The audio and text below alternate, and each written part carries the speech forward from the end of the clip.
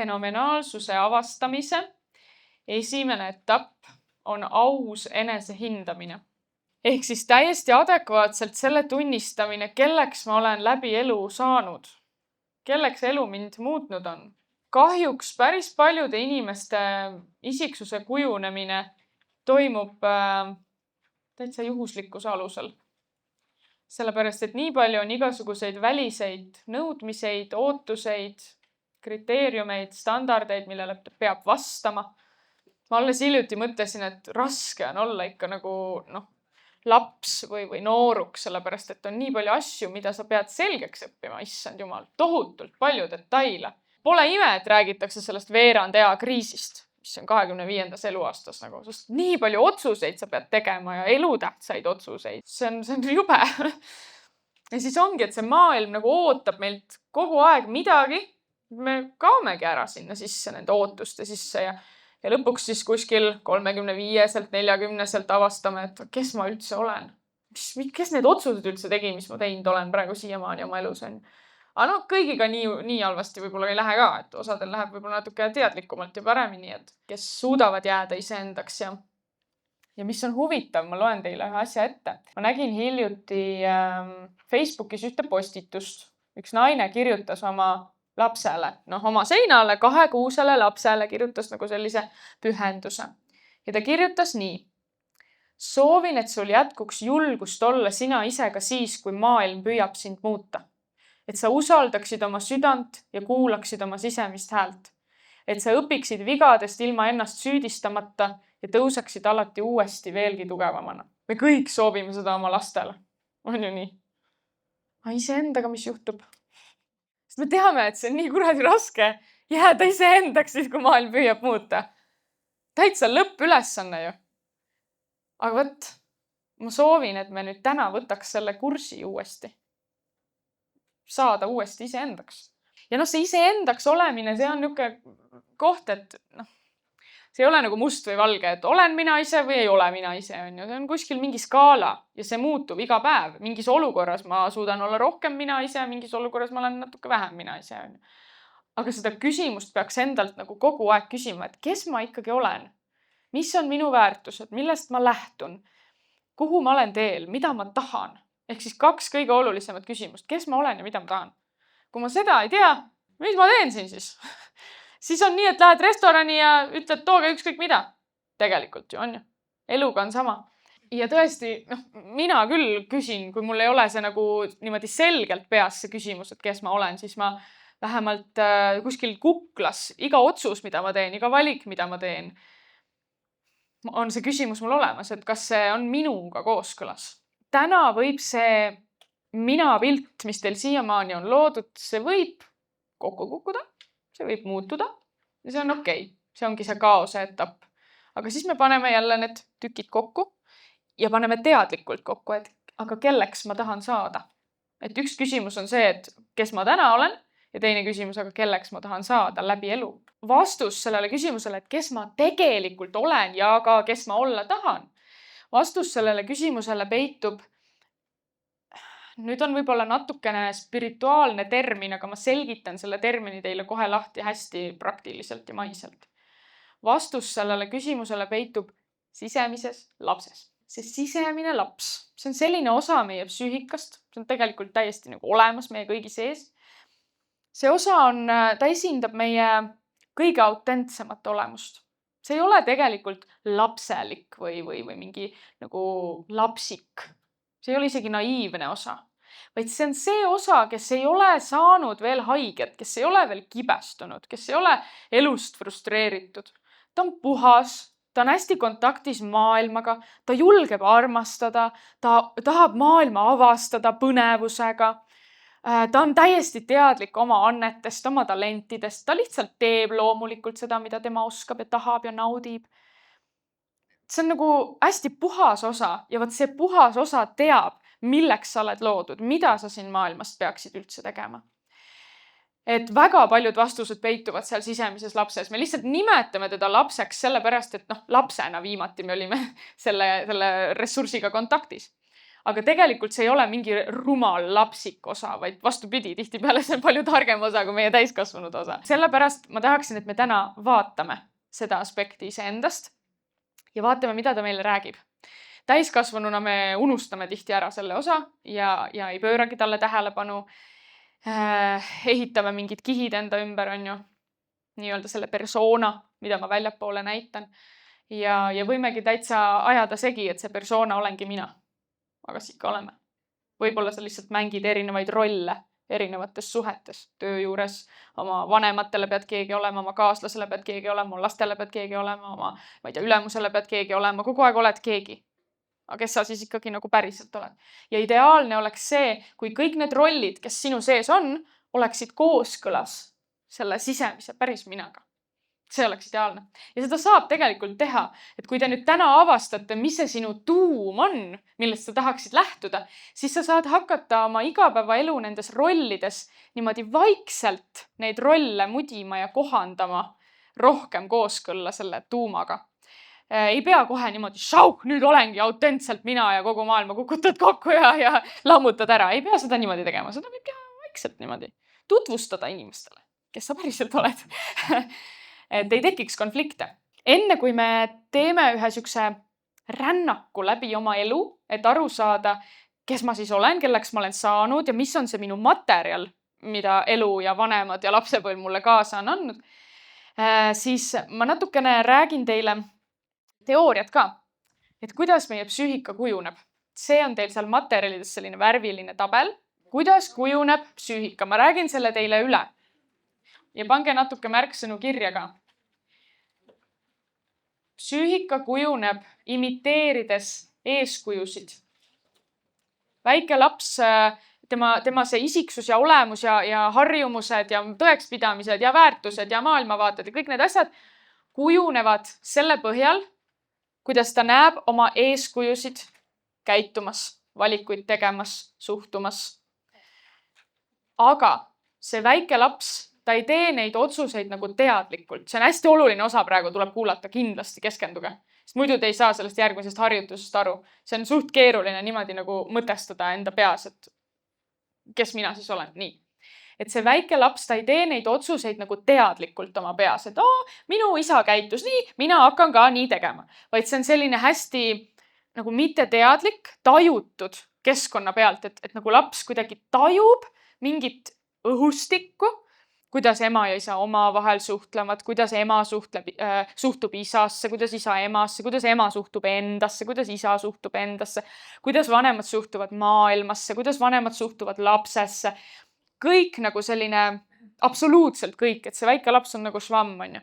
Ja siis ta tajub midagi õhus ja siis tekivad sellised täiesti vahel ebaratsionaalsed seosed ja järeldused. Näiteks, et armastus võrdub vägivald, kui kodus on palju vägivalda. Või armastus võrdub draama, kui sa kasvad seebikatega üles, nagu mina. Aga ma olen selle ümber teinud. Olen või, Raido? Olen jah, okei, väga hea. Et sellised täiesti ebaloogilised nagu järeldused võivad tekkida vahel. Kuigi täiskasvanuna me oleme need ümber mõtestanud, aga nii kui tuleb mingi olukord, trigerdub jälle see programm ja ise ka ei tea, miks ma nii käituma hakkan. Et vot see ongi see hästi oluline nagu tuumpoint, et kuidas see psüühika mitteteadlik osa meid juhib ikkagi. See, et me tajume keskkonnast. Kui kellelgi ei ole näiteks ema või isa olnud ühte või mõlemat, siis mõjutab sinu psüühikat see idee nendest. See idee, mis sul peas oli. Keegi kas andis selle idee sulle ette või sa ise lõid selle idee. Et siis mõjutab see sinu nagu kujunemist kõige rohkem. Et siis sina püüa mõelda sinna. Ja teised eeskujud muidugi ka mõjutavad. Teised täiskasvanud, kes on olnud olulised, näiteks onud, tädid, kes seal veel on. Nii, ja kuidas nüüd ema ja isa konkreetselt mõjutavad? Isa lapse jaoks tähistab või esindab turvatunnet, enese kehtestamine, piiride kehtestamine, minu väärtuslikkus maailmas, ehk siis suhestumine maailmaga. See on isa vastutusala, mida isa peaks andma lapsele. Kui teil praegu endal on lapsed, saate kohe mõelda, kuidas teil on selle asjaga. Ja kui isaga suhe on kuidagi puudulik, siis see valdkond just kannatab lapse elus. Ema sümboliseerib lapse jaoks toimetulekut oma sisemaailmaga, emotsioonidega, emotsioonide juhtimine, enese reguleerimine, intuitsioon, loomingulisus, perekond, hoolitsemine, empaatia, see on kõik ema vastutusala. Need võiks hoida endal meeles. Ema on sisemine maailm, isa on välimine maailm põhimõtteliselt. Ja nüüd spetsiifilisemalt isa pojale annab mina pildi, mina mehena, minu võimekus mehena. Isegi siis, kui sa enda peas tahad öelda, et ma ei taha olla nagu mu isa. Ma ei taha olla nagu mu ema. Enamus juhtudelt me endale seda ütleme, et mina küll selline ei ole, mina ei taha selline olla. Aga nüüd ongi see, et kui ma seda eitan, kui ma seda tõrjun, siis tegelikult see saabki mind kätte. Sest et see materjal anti sulle lapsepõlves kaasa. Sa ei saa seda materjali välja vahetada. Sa ei saa midagi teha. Sa saad selle materjali ainult vastu võtta ja vaadata, kuidas selle enda kasuks tööle panna. Et seda me täna teeme.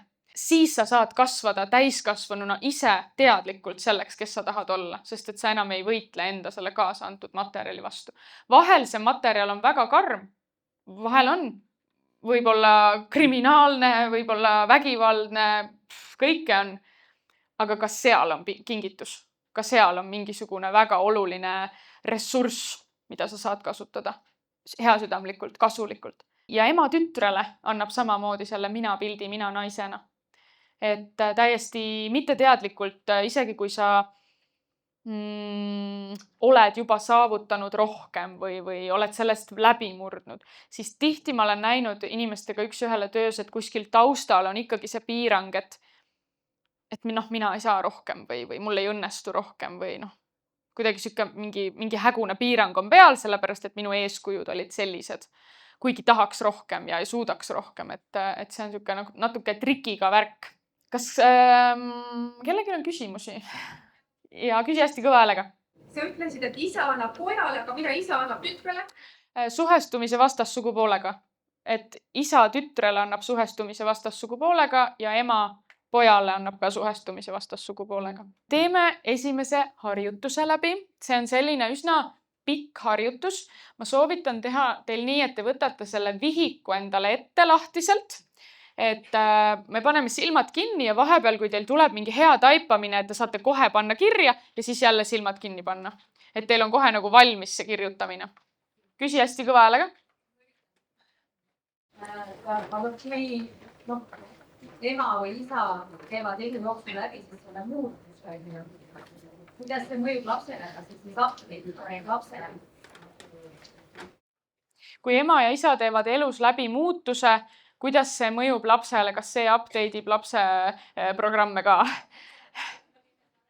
Ja ikka. Natuke oleneb lapse vanusest. Mina ei ole isaga kasvanud. Ma nägin teda, kui ma olin 14 esimest korda. Ja hoolimata sellest, nagu kõik, mis ta on minus ka. Isegi mingid miimika asjad, mingid see, mis ma just tegin, see on ka temast ka. See on uskumatu lihtsalt, kuidas see on mingi, kas see on geneetiline side või kuidas keegi seda mõtestada tahab, aga see täiega mõjutab teisel pool maakeraga. Ja ikka update'ib jah, aga see lapse vanus sõltub, et kui fixed ta oma psüühikaga juba on nagu. Samas ka täiskasvanuid ikkagi mõjutab, aga võib-olla see täiskasvanud inimene peab siis ise seda mõtestama nagu rohkem, et see muutus kohale jõuaks, see update. Nii, et see harjutus on nüüd rännak läbi oma elu tänase hetkeni, selleks, et natukene aktiveerida neid mälestusi, neid eluperioode, mida sa oled läbi elanud, seal võib olla igasuguseid asju. Te võite tunda igasuguseid emotsioone, lubage pisaratel tulla, kui tahavad tulla, see on kõik okei. See ei ole midagi piinlikku, midagi halba. Grupijuhtidel on pistooli all juba nutupaberid ka kui vaja.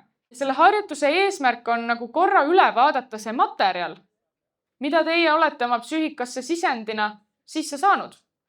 Ja siis lõpus me vaatame ka oma seda väikest mina, väikest suurt mina, vestleme natuke temaga ja anname oma vanematele nende mustrit teadlikult tagasi. Kui te tunnete mugavalt, siis pange silmad kinni, aga ei pea panema. Te võite ka nii, et te leiate siin ruumis mingi ühe punkti, kuhu te vaatate, et te saate nagu iseenda sees olla, et ei vaata ringi, vaid te tõesti mõtestate, mõtisklete ise. Ja mina esitan teile küsimusi ja natukene juhendan ja teie saate siis lihtsalt oma mälestustes uudistada veidi. Vii fookus enda sisemaailmale. Ja rahune täitsa maha. Ja teadvusta, et sa lähed sellisele huvitavale jalutuskäigule oma ellu.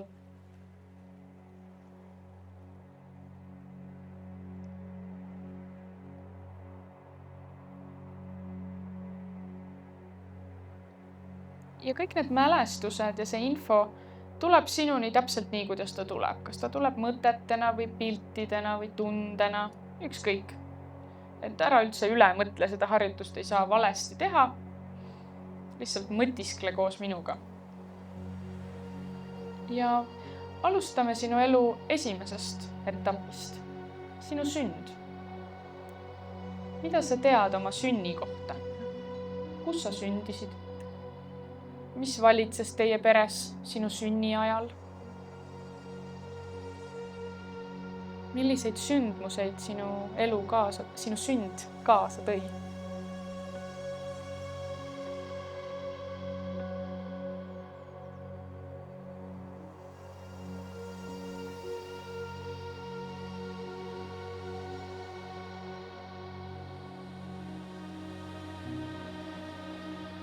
Milliseid lugusid on räägitud sinu sünnist?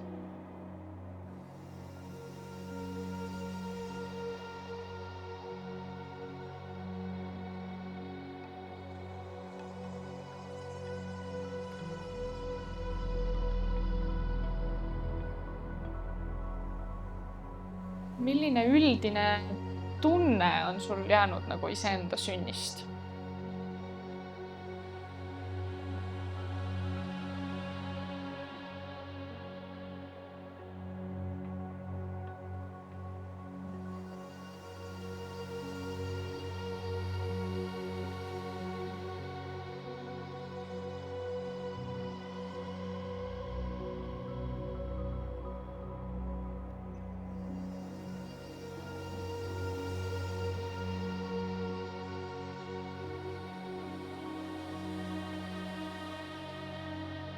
See on väga oluline, sest sünni hetkel, mis on toimunud, siis see jääb sinuga terveks eluks.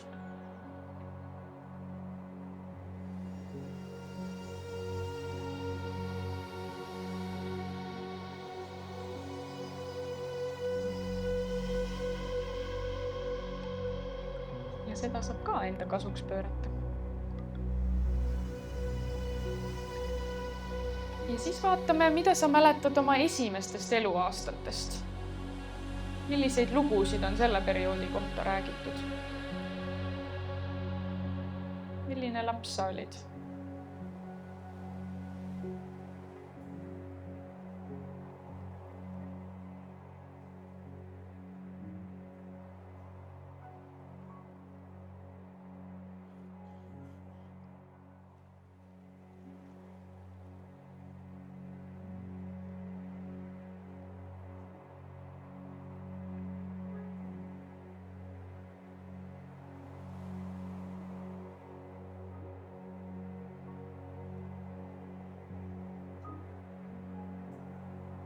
Milline üldine tunne meenub sulle sellest eluperioodist?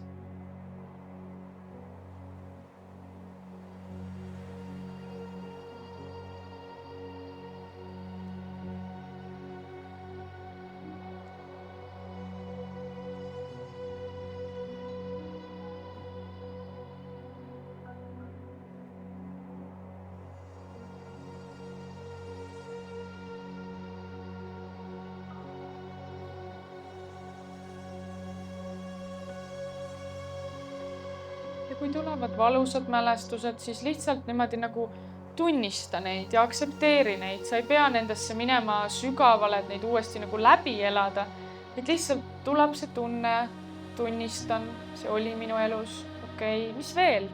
Mis veel meelde tuleb? Kui tuleb hästi palju halbu asju, las need voolavad läbi ja siis küsi, et aga mida head mulle meenub.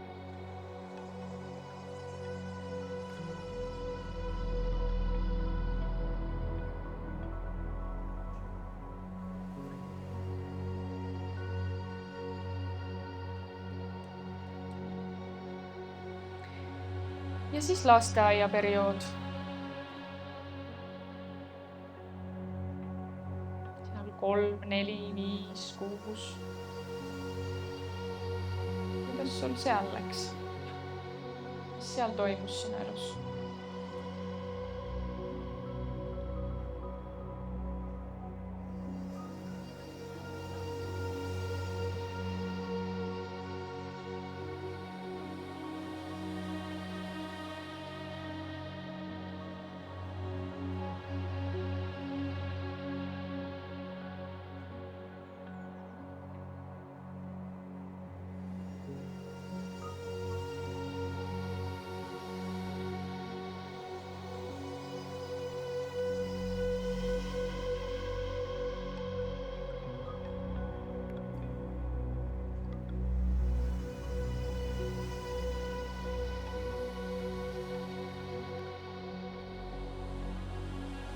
Meenutage oma vanemaid ja eeskujusid ja täiskasvanud sinu elus.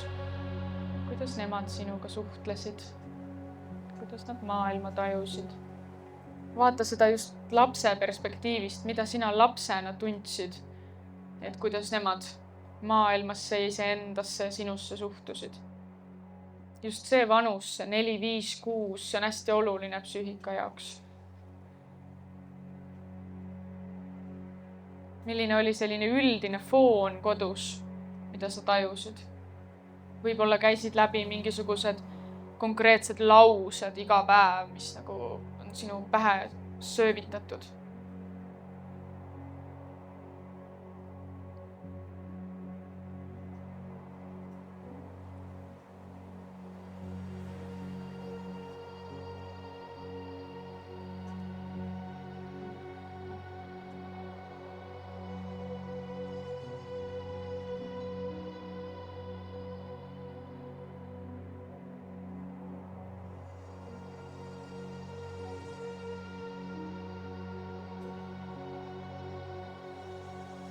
Ja kooliaeg. Kooliminek, 1. klass.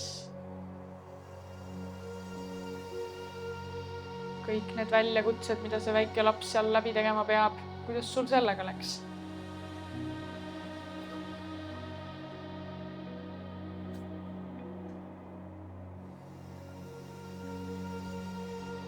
Põhikool. Mis sulle sealt meenub? Millised mälestused?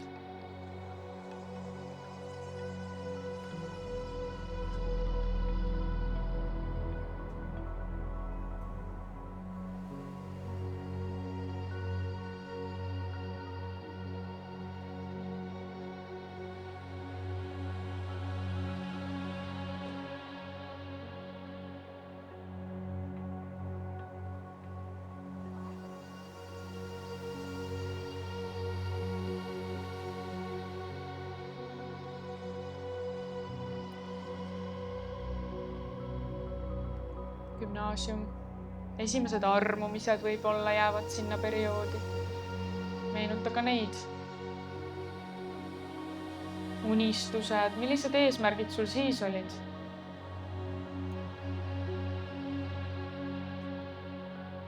Mida sa igatsesid või millest sa puudust tundsid?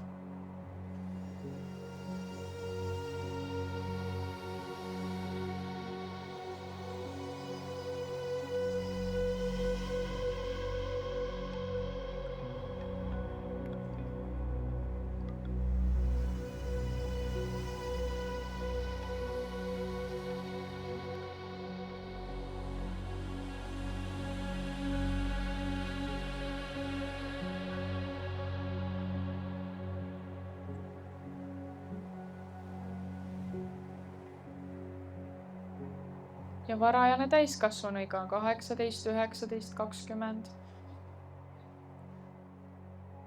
Millised mälestused sellest perioodist tulevad?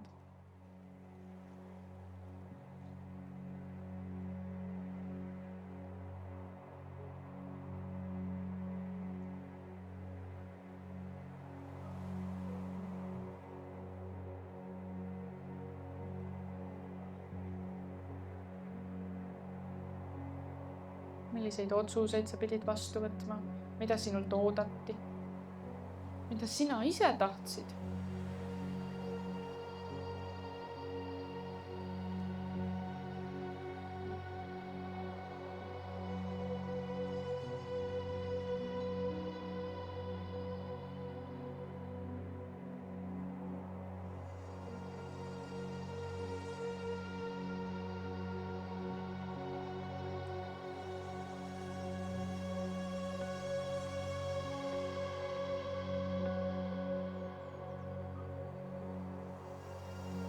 Nüüd hakka liikuma sellest varajasest täiskasvanu east samm-sammult etapi kaupa tänase päevani.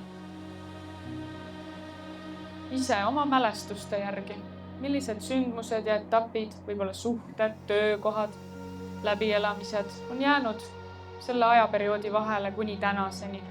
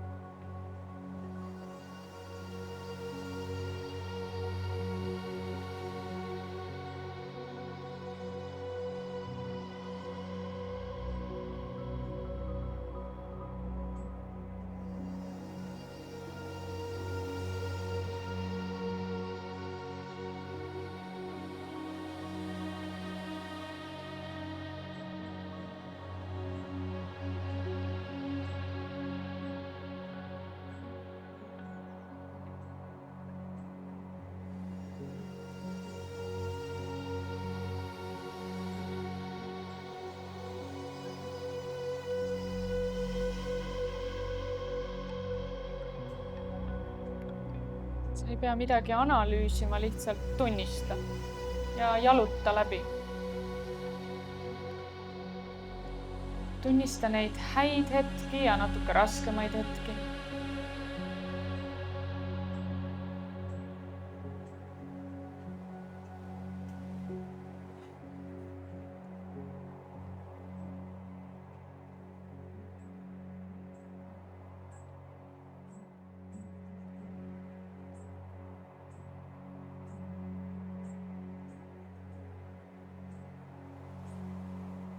Mis on sinu kujunemises rolli mänginud?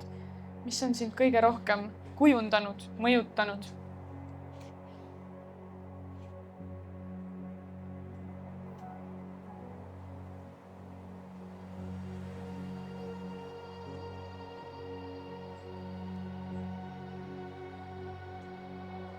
Ja kelleks sa oled saanud täna? Kes sa oled täna? Ütle omadussõnu oma peas. Milline ma olen täna? Mis see tulemus on?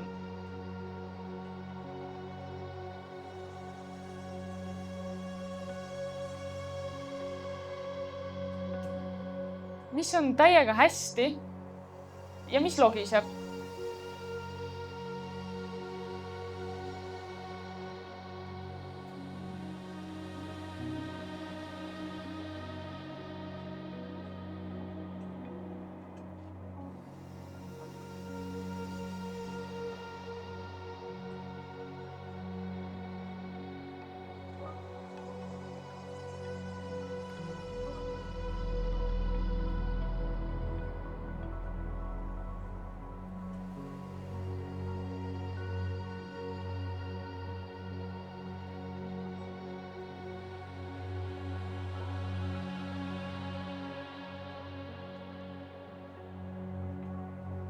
Sellised esimesed olulisemad märksõnad, mis tulevad.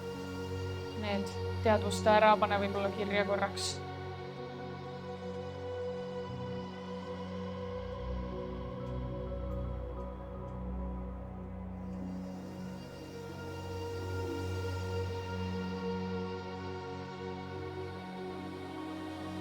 Ja unusta hingata ka, kui on väga raske, siis lihtsalt hinga. Luba läbi voolata, ära jäta enda sisse. Väga hästi. Ja siis, kui sul veel silmad kinni pole, siis nüüd pane silmad kinni, et sa saaksid vaadata veel rohkem sissepoole. Sinu kõrval keksib üks väike tegelane. Ta tahab kannatamatult sinu tähelepanu. Ta tahab nii väga sinuga rääkida. See on see väike suur sina. Ta ilmub sinu juurde ükskõik mis vanuses, täiesti tunnetuslikult. Ise tunneta, mis vanuses ta on.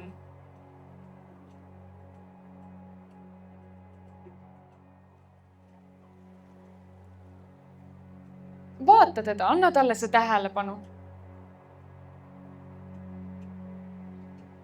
Isegi kui on kurb, kui sa oled ta unarusse jätnud, siis ikkagi ole talle nüüd olemas.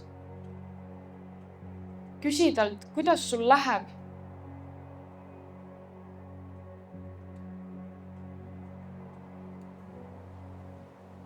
Võib-olla läheb tal väga hästi, aga võib-olla ta ütleb sulle, et sa oled mind üksi jätnud.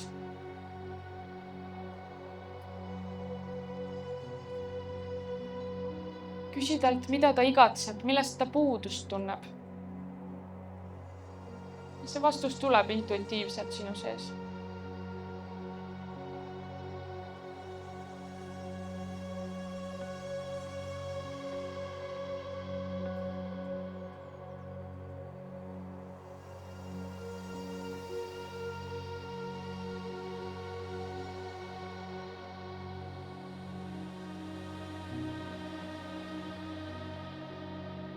Küsi, kas tal on sulle palveid või sõnumeid, mida ta väga tahab sulle öelda.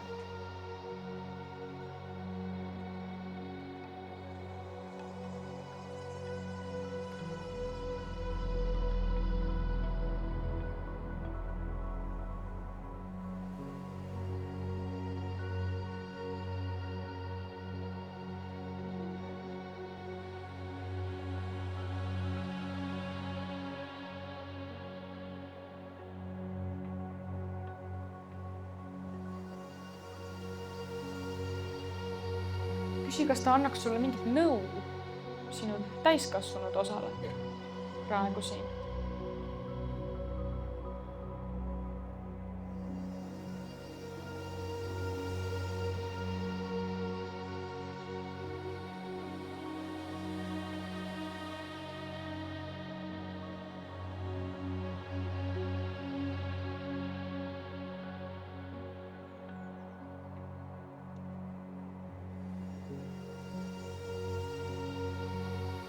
Kuidas ta tahab, et sa tema eest igapäevaselt hoolitseksid? Kuidas sa saaksid tema jaoks rohkem olemas olla?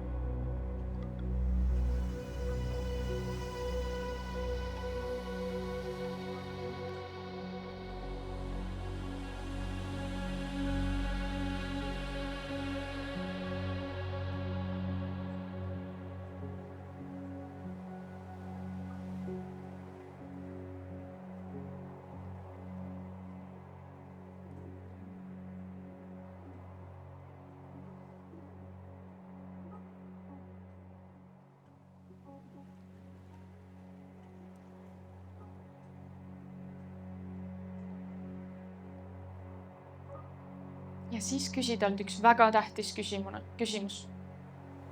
Mis on sulle oluline? Millest sa unistad?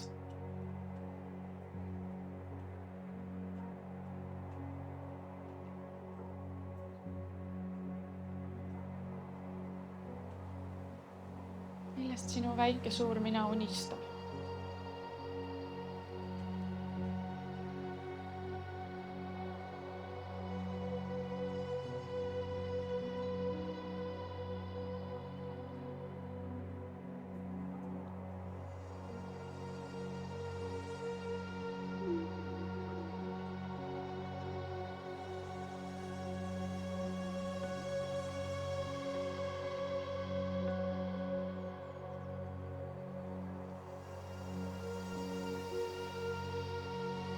Ja viimane väga tähtis küsimus. Milles seisneb minu erakordsus? Las sinu väike mina vihjab sulle vähemalt. Tema teab. las ta näitab sulle, milles seisneb sinu erakordsus.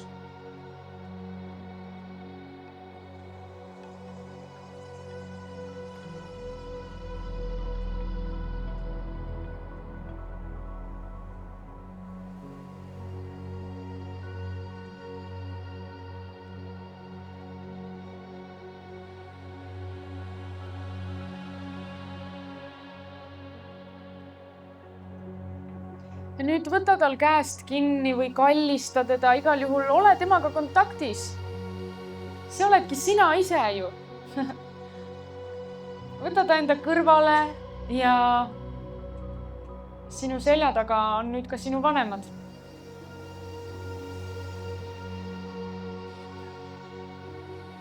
Ja pööra ennast nende poole. Vaata neid. Ja ütle neile, et isa ja ema, ma olen nüüd suur. Ma olen tänulik, tõesti tänulik kõikide nende kogemuste eest. Te andsite mulle selle materjali, millega mina nüüd töötan. Pusin ja võitlen ja kaklen, aga see on minu materjal. Ma olen täna see, kes ma olen.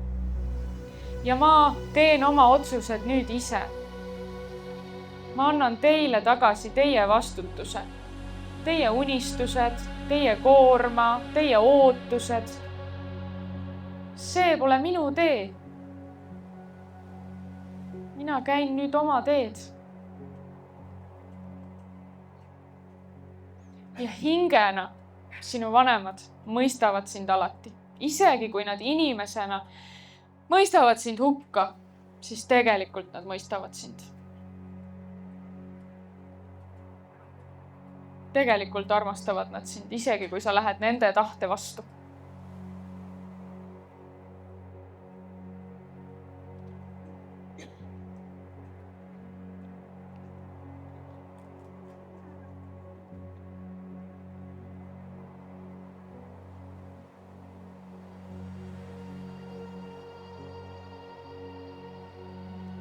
Ja nüüd täna oma väikest suurt mina.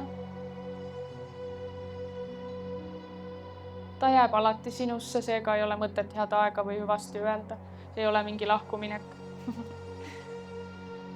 Ja siis jää sellesse vaibi, kus sa praegu oled. Ja sinu töölehe peal on nüüd vastused. Küsimused. Küsimused. Vastake nendele küsimustele. Need küsimused käivad nüüd selle harjutuse kohta.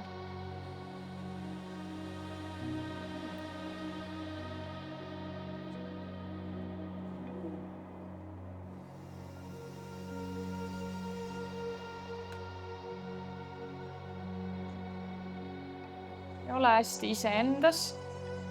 See on teil lehekülg 6. Sorry, ei ole 6. Ja 9, jah, just. Kes ma pidin olema oma vanemate jaoks, et olla armastatud? Milliseid mustreid ma sealt õppisin ja nii edasi. Ja pange mõned märksõnad. Ilmselt te hetkel ei saa väga põhjalikult kirjutada, aga pange niisugused olulisemad märksõnad. Võtke rahulikult selleks aeg. Ja siis annan märku, kui lähme edasi.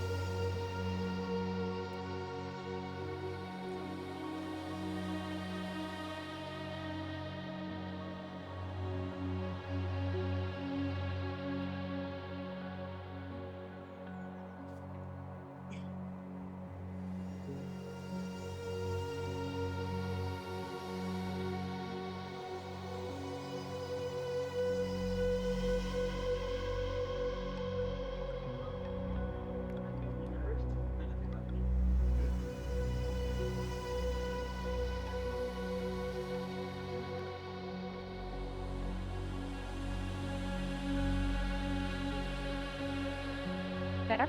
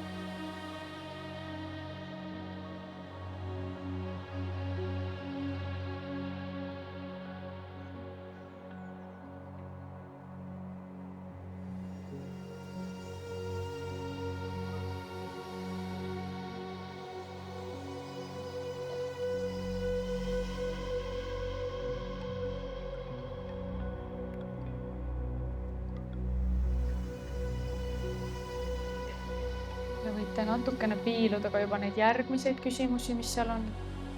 Kelleks ma olen täna saanud, mis on püsivad omadused, mis minus on läbi elu olnud. Natuke võite piiluda juba sinna ka ja täita.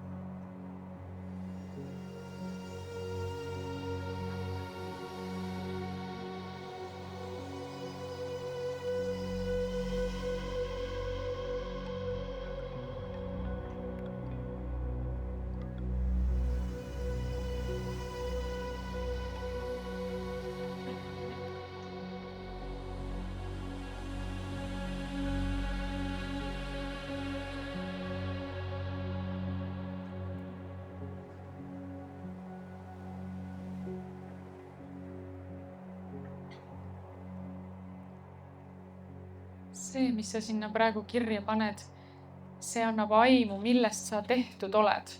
Ja selle vastu ei saa võidelda.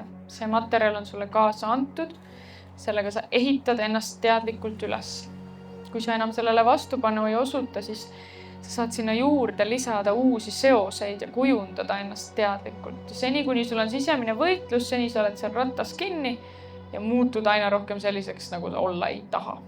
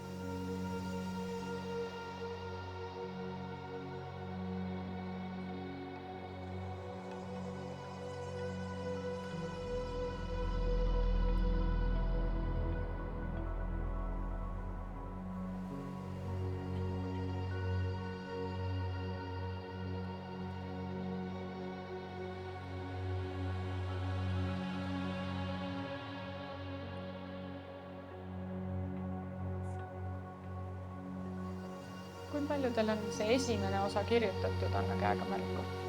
Aha, ja kui paljud kirjutavad teist osa? Okei. Mulle endale väga meeldib selles teises osas see küsimus, et minu tunnetuse põhjal, kes ma olen olnud läbi aastate, läbi erinevate eluetappide, sest sealt tulebki tegelikult välja see sinu päris olemus. kes sa olid 3-aastasena, 6-aastasena, 10-aastasena, 15-aastasena, 20-aastasena ja nii edasi. Mingid läbivad omadused ja seda ka tunnetuslikult vaata, et kurat, ma olen alati olnud selline särts ja otsekohene ja nagu kannatamatu ja et pane see kirja niimoodi tunnetuse põhjal.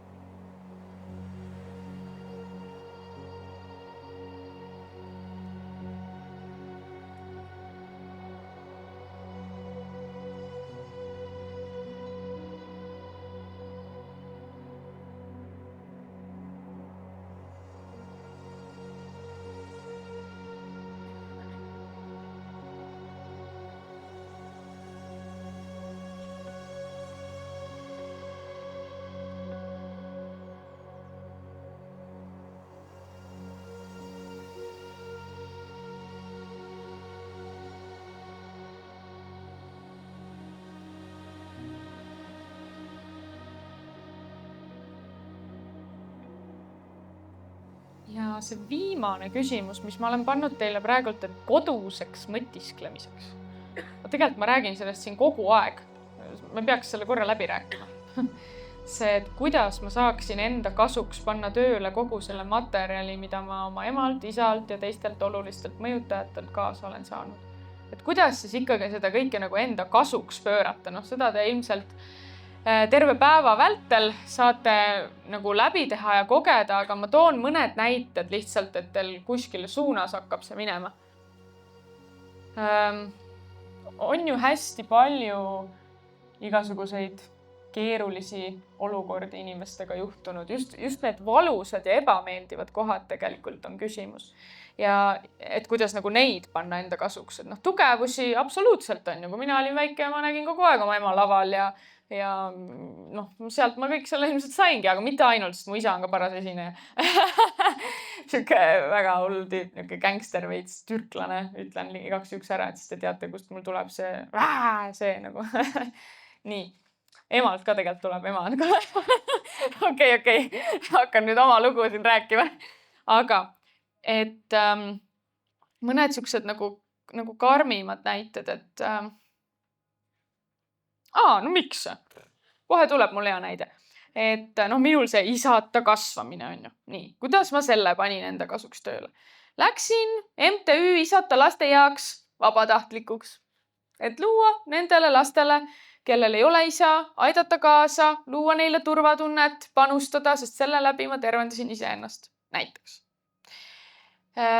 Kelle elus on olnud veel, sorry, ma nüüd toon, ma ei tea, kas ma tohin, ma tohin küll tuua. Merlin on meil siin grupijuht üks ja mulle nii meeldib, seal oled, mulle nii meeldib, kuidas Merlin jagas, et tema lapsepõlves oli väga vähe turvatunnet ja kuidas täna tema jaoks on turvatunde pakkumine inimestele nii oluline ja tõesti, minu arust Merlin on täielik turvatunde kehastus, kui sa nagu teda vaatad juba või temaga samas ruumis oled, ta on nii turvaline inimene.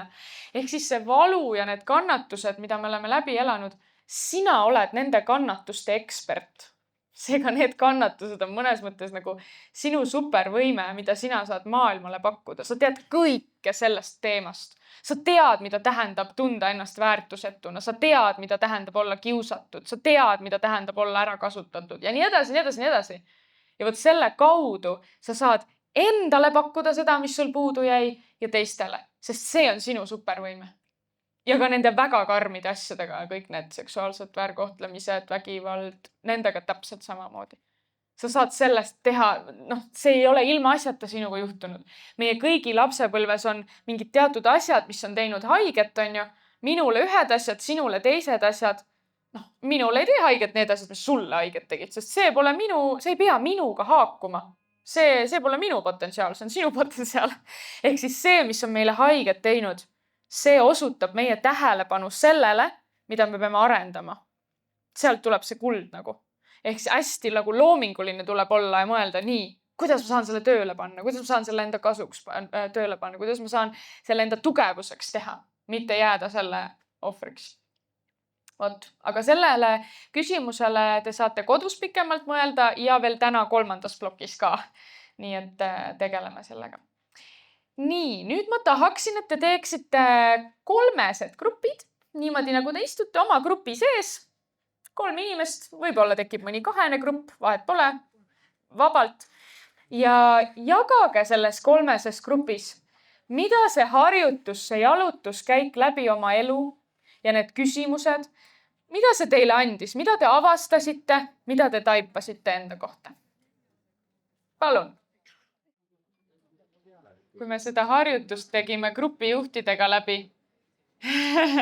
nemad said ka ikka kõik läbi teha. Ärge siin arvake, et niisama siin keksivad.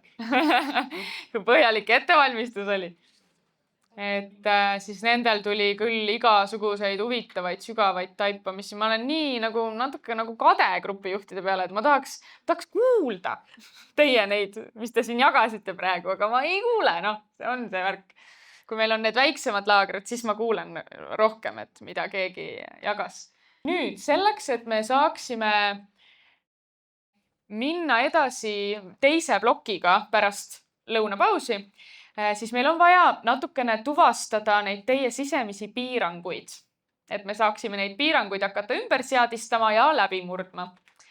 Ja praegu te nüüd jalutasite läbi oma elu ja sealt kindlasti tuli kohe nagu päris selgelt, et vot siin on probleem ja siin on probleem, on ju. Et selle pinnalt on meil hästi hea kaardistada nüüd neid piiranguid. Uskumused, piiravad uskumused. Mis asjad need üldse on? Defineerime ära. Uskumused on sellised sisemised veendumused, programmid, käitumisjuhised, tõekspidamised, ka vaated, usun midagi enda kohta, teiste kohta. Ja uskumused võivad olla kasulikud ja kahjulikud, päästavad ja takistavad, positiivsed, negatiivsed, piiravad. Ja meil on igasuguseid. Ja uskumusi on tõesti absoluutselt kõige kohta, Selle kohta, kuidas on hea riidesse panna, kui õues on külm. Selle peale, kas on mõistlik käia paljajalu lume peal, tervislik või jään haigeks kohe, kui lähen. Uskumust, kõige kohta on uskumused. Mida ma enda kohta usun, oma väärtuslikkuse kohta ja nii edasi. Et see on väga niisugune deep teema. Ja miks ma ütlesin, et uskumused on ka nagu käitumisjuhised, sellepärast, et uskumuste baasilt me teeme oma valikuid. Uskumuste baasilt me otsustame, kuidas on õige või vale mingis olukorras käituda. Uskumuste baasilt me valime ja kasutame ressursse või jätame kasutamata oma sisemised ressursid. Uskumused on nagu filter meie silme ees, läbi mille me maailma tajume.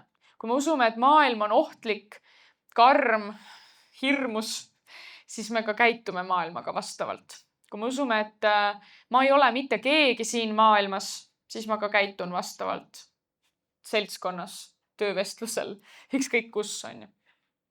Et need on tõesti nagu väga-väga olulised asjad, mida me peame teadvustama ja neid filtreid siis vahepeal vahetama siin silmade ja kõrvade ees. Neid uskumusi sõnastatakse niimoodi hästi lühidalt. Ma ütlen seda ka, et uskumused on mitteteadlikud. Meil kellegil peas ei ketra neid uskumusi niimoodi. Ma ei ole piisav, ma ei ole väärtuslik, ma olen kole. Mõnes mõttes ketrab ka, aga taustal. Nii, et me ei saa ise arugi. Et sageli uskumused on mitteteadlikud, sõnastamata. Samamoodi niimoodi abstraktselt kuidagi tajutud ja siis tehtud järeldused ja kuskil taustal nad siin meid mõjutavad. Aga nüüd selleks, et midagi muuta, on vaja sellest saada teadlikuks. Muidu me ei saa asja muuta. Ta on peidus. Me ei saa teda kätte. Ja selleks, et saada teadlikuks, on meil vaja sõnastada. Näpp peale panna, on ju, kinni püüda. Uskumusi tavaliselt sõnastatakse niimoodi hästi lühidalt ja konkreetselt, mitte väga pikalt. Kuidas tavaliselt neid piiravaid, mis niisugused klassikalisemad piiravad uskumused inimestel on? Mis ma siin juba loetlesin? ma ei saa hakkama, ma olen väärtusetu, ma ei ole armastusväärne, ma olen üksi, ma pean kõigega üksi hakkama saama. et sellised, mida ma olen nagu kuulnud hästi palju inimestelt. Aga nüüd, et hakata neid uskumusi kaardistama, noh, seda te juba teate, et need uskumused kujunevad samamoodi eeskujude pealt ja selle kaudu, kogemuste kaudu. Nüüd, et hakata neid uskumusi kaardistama, siis esimene harjutus, mis ma soovin, et te teeksite, teil peaks see vist olema ka materjalides. Minu eesmärk on, panete oma eesmärgi uuesti kirja ja siis kirjutate 5 põhjust, miks te ei usu, et te saate selle eesmärgiga hakkama. Ei hakka praegu mõtlema, et ma saan ju küll. Praegu mõtlete, miks te ei saa hakkama. Mis on takistused? Minu hästi oluline eesmärk, see ja miks ma ei usu, et ma kunagi üldse sellega hakkama saan. Ja kui sa neid kirja paned, siis võib tekkida natuke nagu loll tunne, et tegelikult need on nagu nõmedad vabandused või et saan küll hakkama, vahet pole, aga pane ikkagi kirja, sest mingil teisel hetkel need samad lollid vabandused hoiavad sind tagasi. Nagu nõme natuke endale tunnistada, et ma siukseid asju usun. Näiteks, ma olen liiga vana. Mul ei ole raha.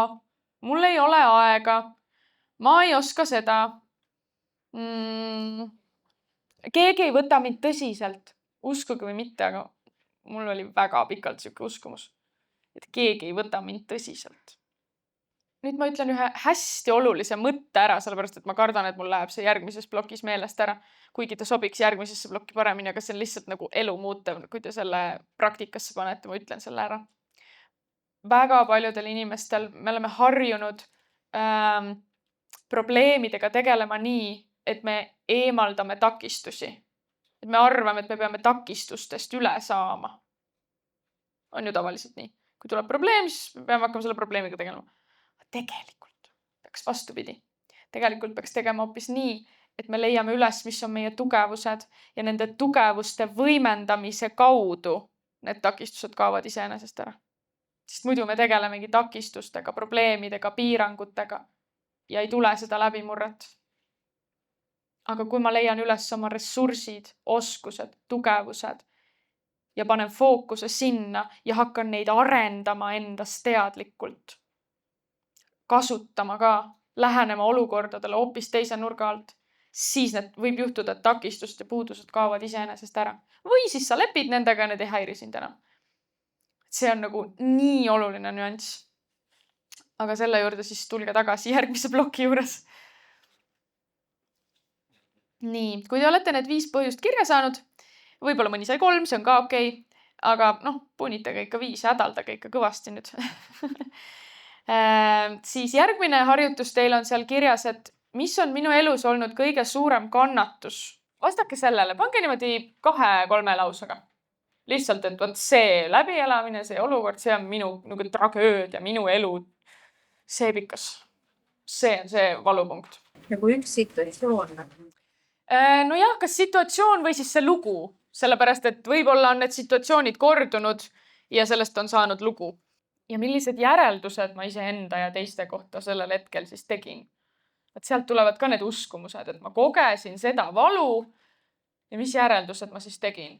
Näiteks, et ma ei saa mitte kedagi mitte kunagi usaldada enam. Või kõik mehed on samasugused. Sorry mehed, lihtsalt toon mõne näite. Või kõik naised on ussid. Et mis järeldusi sa siis nagu tegid selle valu käigus enda või teiste kohta? Ma räägin natukene lõbusama näite. See ei ole küll nagu suur kannatus, aga ikkagi. Minu elus kujunes kuidagi nii, et ma viilisin kehalise kasvatuse tunnist alati ära. Sellepärast, et mu ema on eluaeg vihanud sporti ja ma ei saanud lihtsalt seda head liikumisharjumust kaasa. Ja see on nii mõnus, tore näide, mulle lihtsalt nii meeldib see. Ja siis juhtus veel nii, et ma läksin algklassides Pimesool õpile ja siis kuidagi ma ei saanud sinna kehalist kasvatustundi nagu tagasi, siis ma sain veel palliga kõhtu ja siis ma sain palliga näkku ja siis see kõik oligi nii ebameeldiv kõik. Ja siis ükskord ujumistunnis veel 5. klassis üks poiss ütles, et pane meik näkku, nii kole oled. Ja ühesõnaga siis ma hakkasingi viilima kehalise kasvatuse tunnist ja kuna minu ema vihkas sporti, siis ta hea meelega kirjutas mulle ka vabastused. Ma jäin teistest füüsiliselt nii palju maha, et mul tekkis uskumus, et ma olengi teistest füüsiliselt nõrgem. Ja see hakkas mulle tekitama kannatusi. Ja iga kord, kui ma üritasin trenni minna või ennast kätte võtta, siis ma jäin haigeks. Keha lihtsalt ei lubanud, sest see uskumus piiras mind. Siis ma pidin selle ringi tegema. Sealt tuli selline kannatus minu elus. No siis teine näide, jälle tore, kooliajast tuleb ikka nii palju neid uskumusi. Mul oli nüüd tol hetkel ma seda ei tunnistanud võib-olla nii, aga nüüd tagantjärgi ma tunnistan, et tõesti minu klassis käisid väga vastikud kuulsate inimeste lapsed ja nad kiusasid väga vastikult. Väga vastikult. Ja see oli ikkagi nagu gümnaasiumi lõpuni. Ma ei sobitunud. Midagi polnud teha lihtsalt. Ma elasin täiesti teist elu. Mul oligi nagu 2 elu. Ma istusin seal koolitunnis ja mõtlen, mida ma teen siin. Ja siis samal ajal lähen õhtul koju ja kliendid tulevad. Et täiesti 2 elu nagu. Ja sellest koolikiusamise teemast, tõrjutuks olemise teemast väga pikalt käis minuga kaasas see, et ma olen alaväärne, et ma ei sobitu, et ma olen üksi, et inimesi ei saa usaldada, et ma pean olema tugev, et ma ei tohi olla haavatav ja järjest tuleb uskumusi, loen teile siin. Toon selliseid näiteid, et te oskaksite oma elu olukordadest leida neid uskumusi veel, mis teid on mõjutanud. Nii, kas te olete uskumused kirja saanud, jah? Vaatate mind sihukese näoga, et te nagu ootate minult midagi. Teie see kõige valusam kannatus. Eks neid kannatusi on ju palju, on ju meil kõigil. Järgmine harjutus. Nüüd, kui te võtate selle jalutuskäik läbi elu ja need 2 eelmist uskumuste harjutust, 2 eelmist, siis sõnastage oma top 3 kõige tugevamad piiravad uskumused, mis sind kogu aeg nagu tagasi hoiavad. Ja ei lase sul teha neid valikuid, millest sa tegelikult tahaks teha, millest sa unistad. Ei lase sul elada seda nagu suurt elu, mida sina tahaksid elada. Mis need on, mida sa endale ütled? Pane need top 3 kirja. Kui kellelgi on veel neid raske sõnastada, siis võite mõelda näiteks, et mida ma kõige rohkem väldin või mida ma kardan, miks ma ei julge neid samme teha.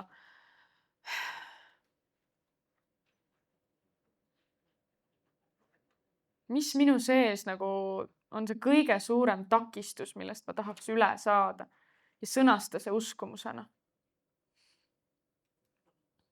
Kas keegi vajab selles sõnastamises abi? Kristeli, räägi kõva häälega. Oi, ma toon sulle siis mikrofoni. Aga olen kogu aeg teadnud, kuigi mul on bakalaureuse kraad ja ma olen käinud mitu korda magistris õppimas, siis mul on kohe teadmine ja uskumus, et magistrikraadi ma kätte ei saa. Ja mis see siis on? Ja lastekaitse ja sotsiaalpedagoogika töö magistrikraadi oli niimoodi, et minema kaitsma lõputööd ja ma ei läinud sinna. 10 miljon asja tuli ette, kõik lõpetasin ära kõik oli väga ilus ja inglise keelega on ka niimoodi, et inglise keeles on 3, see on ainukene 3 magistrikraadi peal. Ja läksin sinna eksamile, ma tulin tagasi, ma ukseldusin. Sellest 10 küsimust oli, ma ei tea, loomulikult ma tegin selle ära õpetades, siis on olgu laatuma kindlasti selle selle panna. Et inglise keel on tegemata ja ma jätsin selle kõige viimaseks. Aga nagu selle ema ütleb kogu aeg, et see saa hakkama. Lihtsalt ei saa hakkama, see on nii loll. Õpetaja ütleb sulle ka selle peale, no issand jumal, kes sulle 12. klassi läbi saadeks ja koristajaks saadeks, hundi saa. Ja siis, kui ma läksin koolis ja seesama eesti keele õpetaja mind nägi, siis ta ütles mulle sulle, sina õpid magistrit. Jumala eest, ma ei saa nüüd sellist pauku tulla, tuli. Ja siiamaani on mul magistri lõpetanud. Ma ei ole saanud magistrit kätte. Ta küsisin ja mõtlen, et ma ei tahaks saada kätte. Aga kahjuks lastekaitset ma enam ei saa sellepärast, et lõpetamisest on 8 aastat möödas. Ehk siis ma ei saa hakkama, ma olen loll, ma olen mõeldud ainult koristajaks. Tulisid praegu. Kas tahad midagi lisada? Või kõlab see nagu see tuum? Või on siin midagi veel all? Siin on meil see all, et ma pidin õppima terve elu nagu ema ja isa ei võtnud mul vastutust oma elu eest. Ja see teadmine, et ma teen 20 aastat sotsiaaltööd, ma olen sotsiaalpedagoog ja ma tegelen kõigi teiste inimestega, probleemidega. Ja ma võtan kõigi teiste inimeste eest vastutust, absoluutselt. Täna ma istun koolis, mõtlen, issand, kuhu ma satun ka, ma ei jaksa seda tööd teha, päriselt ei jaksa, miks? Ma ei ole vaenulik oma kolleegide suhtes, aga ma näen, kui on tugimeeskond, siis nemad võtavad vastutuse, nemad on kooli nägu. Me võtame vastutuse, aga ma näen, õpetajad ei võta vastutust ja lapsevanemad kodus ei võta vastutust oma kasvatamise eest. Kuidas ja mismoodi nad kasvatavad. Ja nüüd ongi see koht, ma mõtlen, et ma peaksin midagi sellist minema õppima, kus ma peaksin õpetada teistele inimestele, kuidas võtta vastutust. See on mul väga selge. Nii, ja mis uskumused siit praegu tulid? Et inimesed on vastutustundetud ja mina pean kõik üksi ära tegema. Ma olen väsinud. Kes sulle kodus rääkis, et ta on kogu aeg väsinud? Mõlemad, nii ema kui isa. Ja siis üks asi tuli siit veel. Oota, et inimesed ei võta vastutust. Kas sa ise enda eest võtad vastutust? Juba võtad, aga on logisev. Sest ma ei taha oma äri alustada. Sest ei taha oma äri alustada, noh. Tore on. Ehk siis, et ma pean teiste eest vastutust võtma, aga mina ei ole väärt iseenda eest vastutust võtma. Pane kirja. Väga hea ja aplaus Kristelile, aitäh. Kas keegi tahab veel jagada oma lugu niimoodi suures ringis? Äkki on inspiratsiooniks kellegile? Ei julge keegi või? Kuulge, ärge jamage nüüd. Noh? Ja oota, ma tulen sulle mikrofoniga, siis kõik kuulevad sind. Võib-olla räägib lisaks. No. Et ta mainis, et on liiga pikalt möödas, et bakat lõpetada. Magistrit. Magistrit lõpetada. Ei ole. Ei ole? Vale uskumus. On või? Kas see ei ole kuskil reeglites kirjas seal ülikoolis või? Sa võid uuesti alustada. Ma võin alati uuesti alustada. Väga hea. Super. Ma võin alati uuesti alustada. Kunagi ei ole hilja. Läksin Tartu Ülikooli, on väga suur unistus saada Tartu Ülikooli lihtne. Ja teie arva iluski ala, mis oli magistrikraadi maailma Muutuste looja maailmas. Ja ma nii tahtsin sinna ja siis minuga võeti ühendus 249 kandidaati, ma olin 73 alguses, pärast langesin 63. ja siis mul öeldi seal niimoodi, et sa oled ainukene sotsiaaltöötaja meie selles siseastöötaja seas, aga me teame seda, et sa võiksid poliitikasse minna. Seal ei ole magistrit vaja, sul on poliitiline keel väga vaja, mõtlesin, et ei jääb ära. No vot, mis lood meie elus, noh. Nii. Ja, no küsi. Küsin su käest nii, kas sulle on oluline, et ülikool annab sulle kraadi, magistrikraadi, nüüd sa oskad või sul on oluline need teadmised, mis sa sealt said? Ütleme niimoodi, et Oodake, ma kordan üle, siis teised kuulevad ka. Et tuli küsimus, et kas sulle on oluline, et sa saad magistrikraadi või need teadmised, mis sa sealt saad? Tänaseks ei ole oluline magistrikraadi, et ma tahaksin ise teadmise edasi anda selles mõttes, et ma oskan piisavalt palju ja hästi, kui ma inimestega suhtleme niimoodi, siis anda edasi neid teadmisi, mis ma olen sotsiaaltöö valdkonnas omandanud. Ja ka Maria juures koolitust oli, igal pool mujal koolitust oli käinud. Et see on tegelikult nagu see koht ja eks uskumus, mis selle juurde käib, on see, et kui ma magistrikraadi kätte saan, siis hakkab raha kuuluma. Vot, väga hea. Kas sa ei või enne koolitusi teha, kui ülikool annab sulle loa selle kraadi näol? ma olen selle peale mõelnud, et ma võiksin minna anda koolitusi selle inimest ja kuskil pakkumisi, et sotsiaalvaldkonna näiteks lektoriks minna. Ma ei tea, kas see on võimalik või mitte, aga ma olen selle peale mõelnud. Sest eelmine aasta ma tegin pedagoogide kursse küvaldi tasemel koolitused registrid, kus 14 sotsiaalpedagoogi sai koolitatud Ida-Virumaal. Et ma olen natukene seda algust teinud, aga ma räägin, et ma olen uskunud, et millest jääb välka. Tead, Kristeli, mis sul on seal kuskil sügavamal hoopis? Nii kaua, kui mina sind tean, sa otsid kogu aeg oma seda tööalast eneseteostust. ja sa kogu aeg kuskil eksled, nüüd ma tahan seda, nüüd ma tahan seda, ei, nüüd ma tahan hoopis seda. Seal on midagi hoopis sügavamat. ongi see, et ma täna, kui siia tulin, siis ma sain aru sellest, et tuleb võtta vastutust. Tulebki hakata inimestele õpetama seda, kuidas võtta vastutust. Selles mõttes, et ma olen õppinud absoluutselt, no mis iganes. No ma ei seksoloogias, ma ei tea, sinna välja. Ma olen käinud need koolitused niimoodi, et ma peaksin olema doktorikraadiga ju. Yeah. Vot, ja nüüd ongi vaja see tuum üles leida, mis sa pead läbi ära murdma. Pane kõik need kirja nüüd, mis siit tuli. Ja siis teises plokis saame sellega tegeleda. Väga hea. Nii. Oot, mul oli siin mingi... Nii. Nüüd teeme nii. Jaa, väga hea. Et teeme jälle need suured perekonnaringid, teie pesad, ja jagage teineteisele oma avastusi ja top 3 uskumusi. Suures ringis. Ja kui te saate inspiratsiooni, võib-olla saate tead näpu peale, et see on minu see valukoht. Siis pange endale kohe kirja, et kuulake teisi ja jagage.